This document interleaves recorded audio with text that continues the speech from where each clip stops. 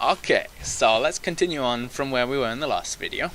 We were simplifying this, and let's look inside these brackets here to see if we can simplify that further. So, what do we have?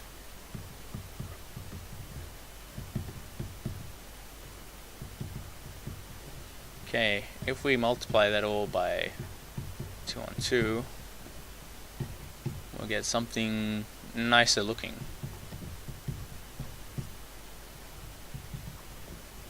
Cross multiplying the denominators, we get, let's make that clearer, that's a 4n.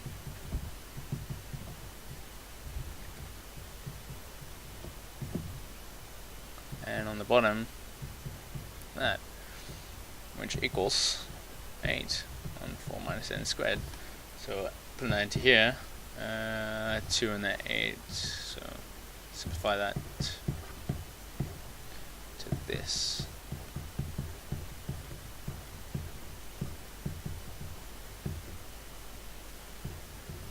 Okay, so that gives us a formula for all the coefficients except for n equaling 2, because that would create a 0 on the denominator. We can, however, find for when n equals 2, if we go back a step,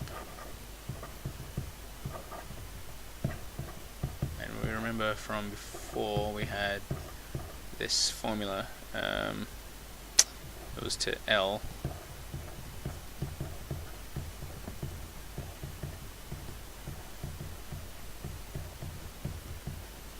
Okay, and now we're looking at when n equals 2, so here,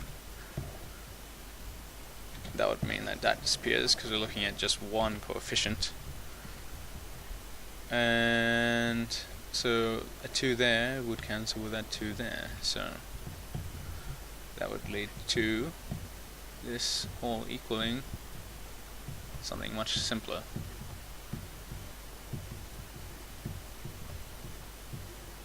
Which is an easy integration, which will give us 1 on root 2. Okay, so we have a formula here for all coefficients where n does not equal 2, and also it tells us that all even coefficients from 4 upwards give 0. Okay, now what can we do with this? What can we do? Well, if we recall that the probability of finding a particle at a certain point is times the complex conjugate of a wave function by the original wave function, and so we're looking at the ground state here. If we add them all together, we'll get all the probabilities equaling 1. So what did we have? It was this for the original one. Actually, since I'm doing the I'll do the general formula, general solution for this first. So that's from negative infinity to infinity. On the right hand side, that would equal same integral, all space in x dimension,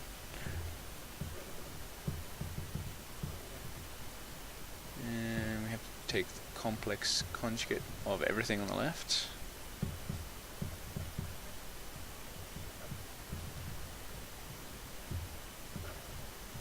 And then all the possible, and there should be an m.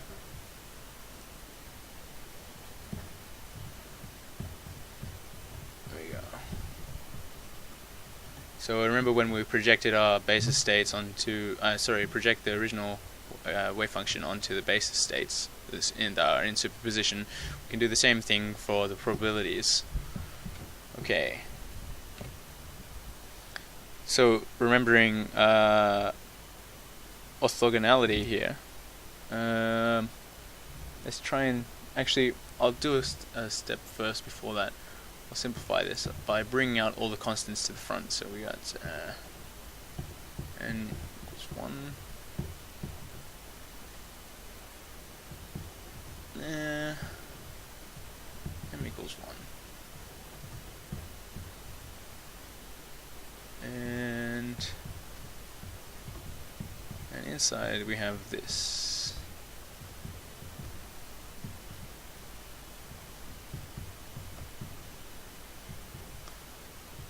Now, this integral, is equal to 1, because it's all the probabilities added together.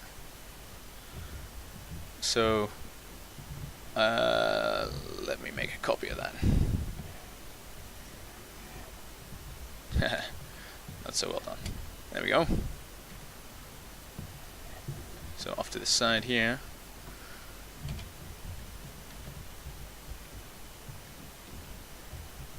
This equals the, I can't remember the name of it now.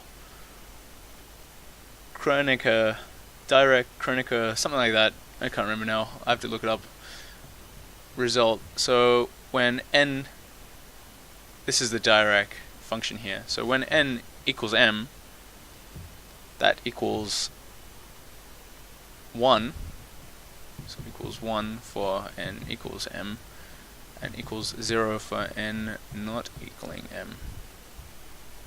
Alright, so again, we'll be looking at for when n equals m, otherwise this is all trivial. And so what that gives us is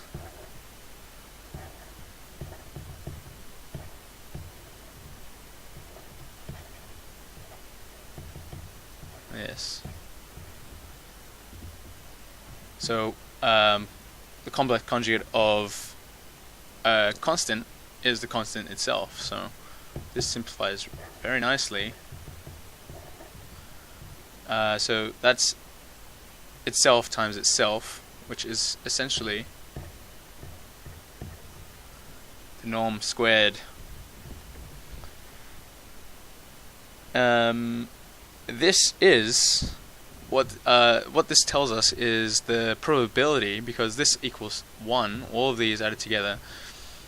Each individual one is the probability amplitude of that particular wave function occurring. So for C2, that's the probability of the original ground state wave function collapsing at measurement into the first excited state.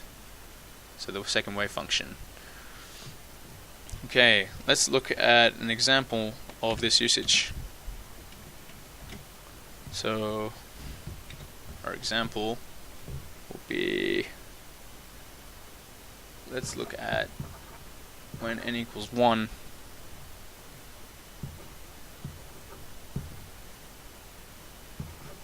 So what do we have?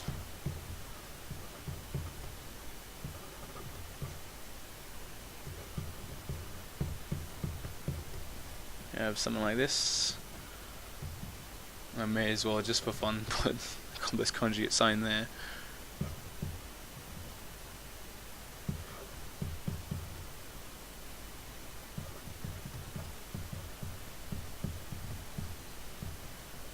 Alright, so we can bring all the constants out the front. So c squared 1 on, that's an L, and this will be from 0 to 2L, again piecewise. Let's just give us sine squared.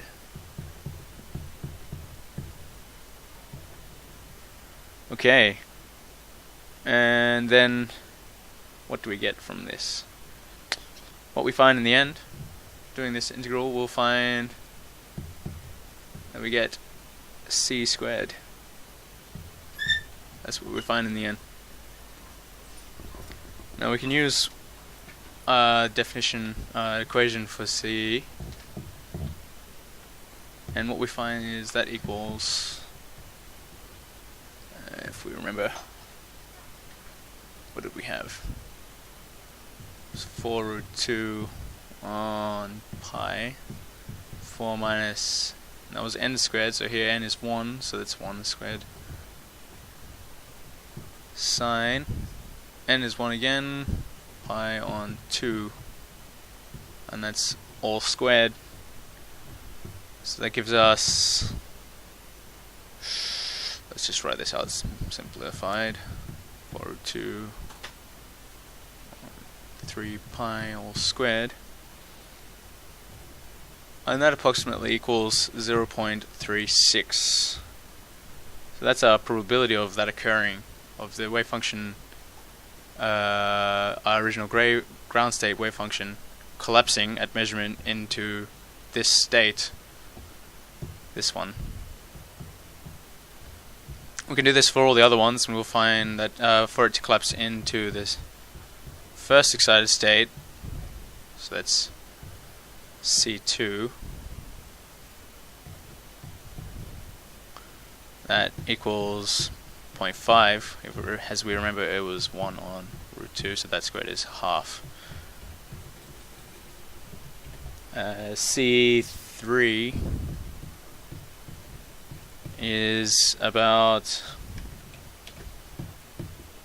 was it 0.13. The fourth one equals 0.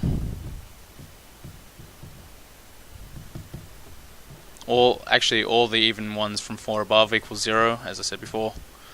And as we go further on and on and on, all the odd n get closer and closer to 0. So the most probable state for the wave function to collapse into at measurement is the first excited state. Okay, we'll leave that at that.